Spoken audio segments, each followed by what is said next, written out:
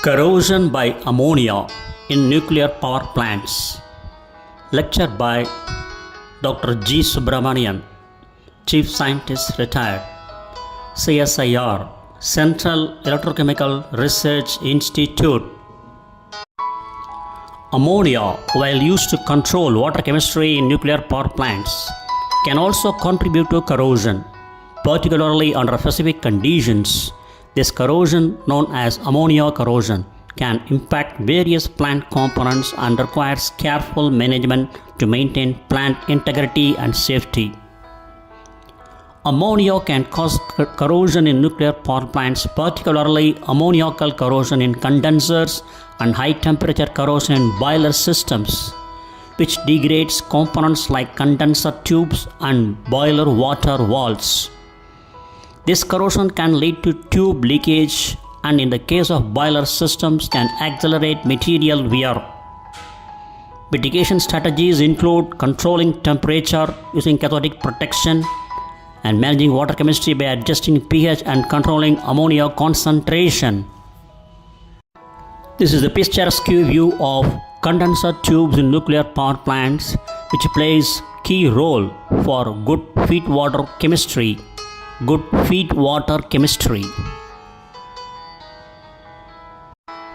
How ammonia causes corrosion in nuclear power plants? First, by means of radiolysis, ammonia in the reactor coolant undergoes radiolysis by decomposition, that is, decomposition by radiation, producing reactive species that can accelerate corrosion. Next, by increased corrosion rate, while ammonia can help suppress oxygen production and potentially reduce corrosion in some scenarios, high concentrations or specific conditions can lead to increased corrosion rates in certain materials. Then, localized corrosion.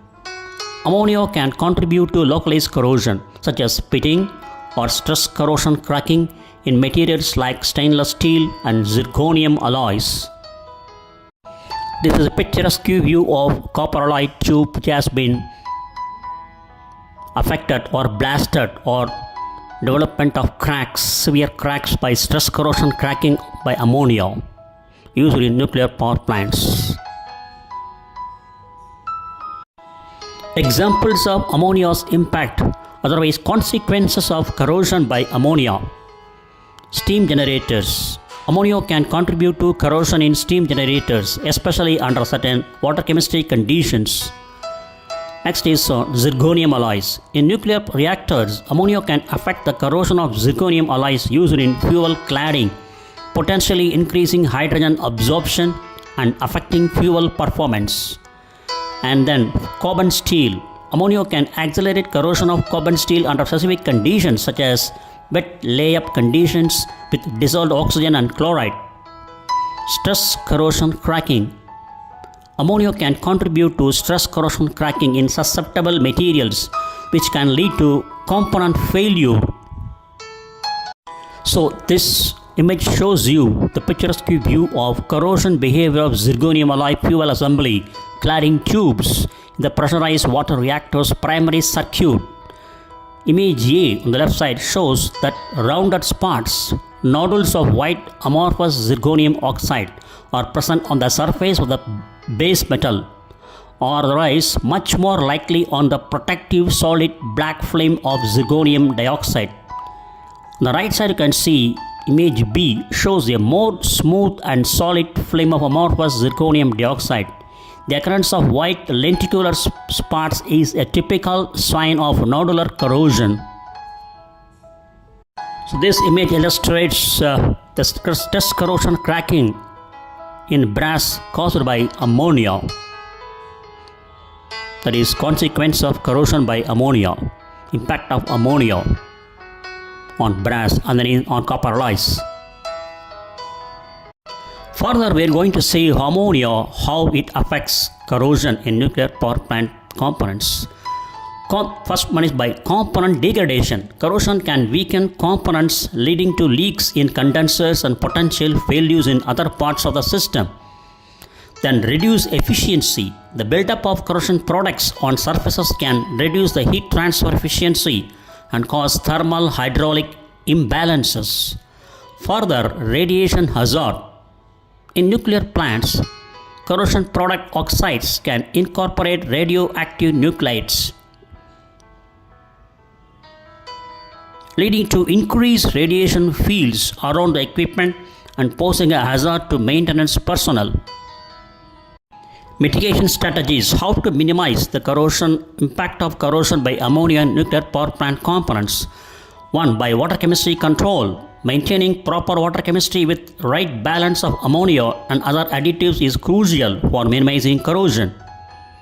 Adjusting the pH of the water can help mitigate corrosion. In some cases, ammonia is intentionally added to control pH, but its concentration must be carefully managed. Next one is material selection. Choosing corrosion resistant materials for components exposed to ammonia and high temperature water is essential. That is, choosing materials with a higher chromium content or using materials like stainless steel can improve resistance to certain types of corrosion. Next one is regular monitoring. Regular monitoring of corrosion rates and component integrity is important to detect and address potential issues early. Further, temperature control. Controlling the temperature in the condenser can help minimize ammoniacal corrosion. And further, cathodic protection. Methods like impulse current cathodic protection, shortly called ICCP, can be used to protect condenser tubes from corrosion. Next one is erosion control. Taking measures to prevent erosion wear, such as those used for fluidized bed boilers, can help prevent coupling with ammonia's corrosion. Further, corrosion allowing design. Employing a corrosion allowance design approach, which accounts for the expected corrosion over the component's lifetime, can help ensure long-term reliability. Next chapter is corrosion mechanisms. Ammoniacal corrosion. In condensers, ammonia attacks alloys like aluminum brass, leading to leakage and tube failure over time.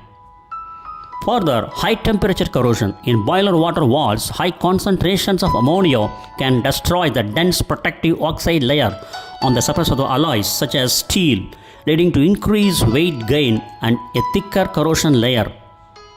The corrosion process can progress from the protective Fe2O3 layer to Fe3O4, then to FeO, and finally to Fe.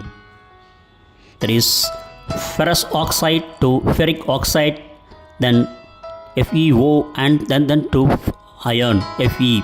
Combined effects. Ammonia can also accelerate erosion wear in boiler tubes, a phenomenon where the corrosive effects of ammonia are amplified by erosive action of high velocity flow.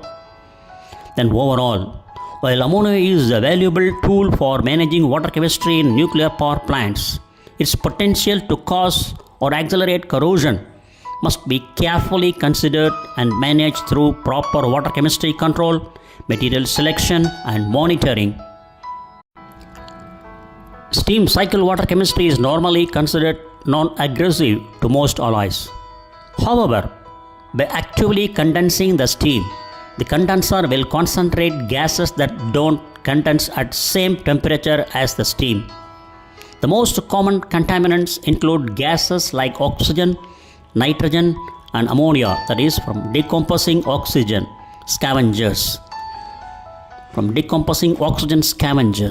Stainless steels and titanium are resistant to these gases, but copper-based alloys can be attacked by ammonia.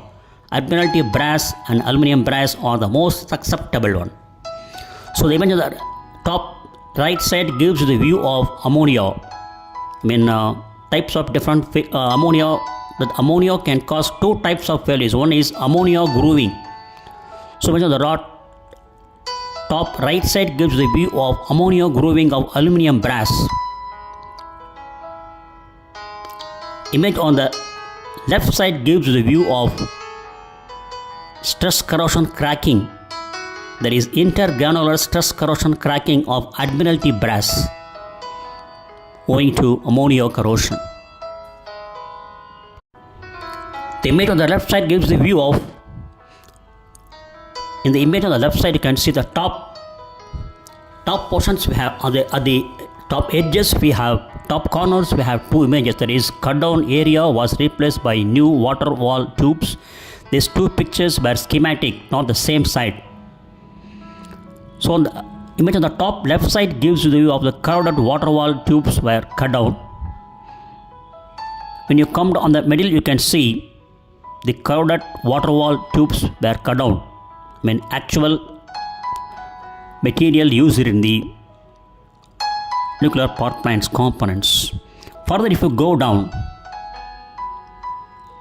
you can see the enlargement of crowded area both on the left and right side.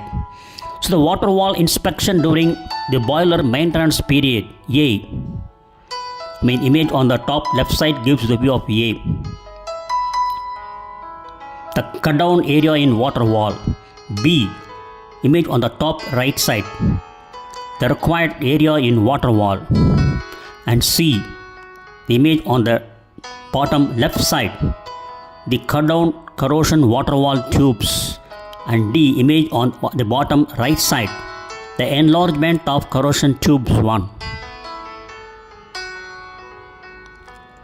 C is meant for the cut down corrosion water wall tubes on the center of the image, center. And D, on the bottom left side you can see the enlargement of corrosion tubes 1. And at the bottom right side you can see E, the enlargement of corrosion tubes 2. This gives a view of the corrosion damage by ammonia on water wall.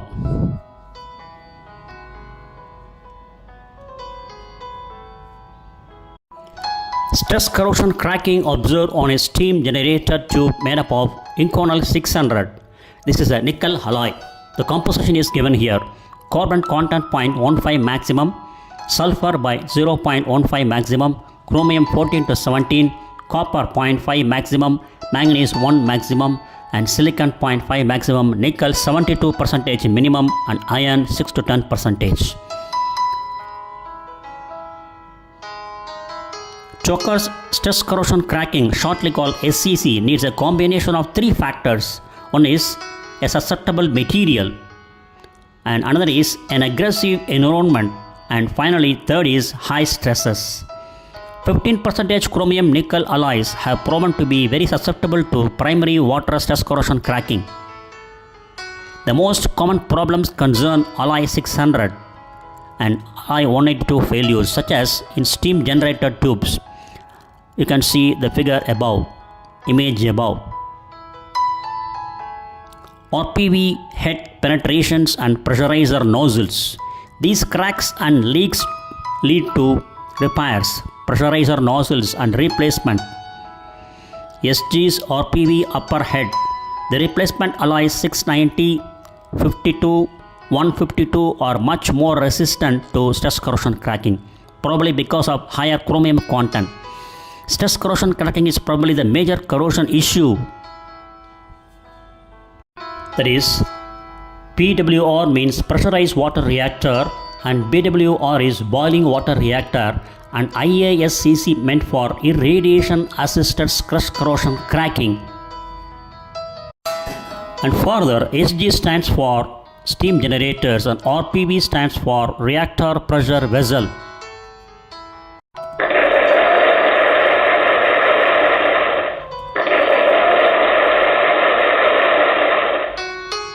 Thank you very much for watching this video and listening, and thanks for your patience.